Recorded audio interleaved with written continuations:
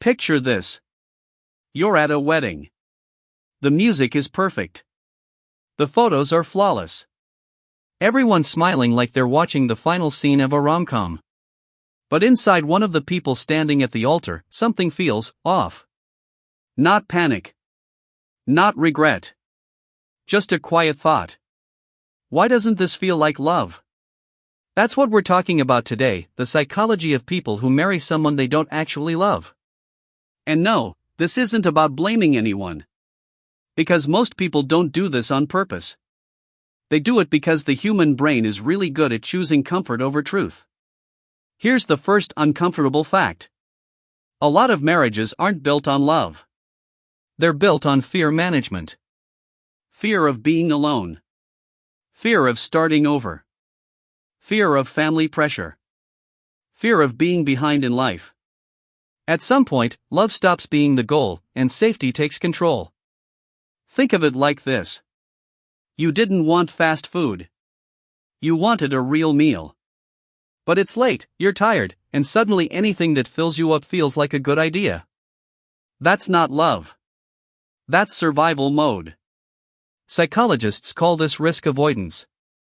When pressure increases, the brain stops asking, "Who do I feel alive with?" and starts asking, "Who won't make my life harder?"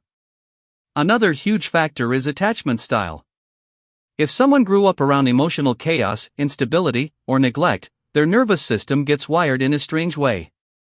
Calm doesn't feel exciting, it feels unfamiliar. So when they meet someone stable and consistent, their mind says, "This is perfect." But their body says, "Why do I feel nothing?" They confuse peace with boredom. Or worse, they confuse anxiety with attraction.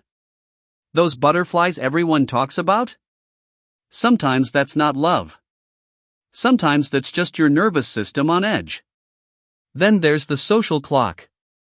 By a certain age, people stop asking, "Are you happy?" They start asking, "So, when are you getting married?" And slowly, standards change. You stop looking for chemistry. You start looking for a resume. Good job. Good family. Good timing. And here's the tricky part, marrying without love doesn't feel terrible at first. It feels like relief.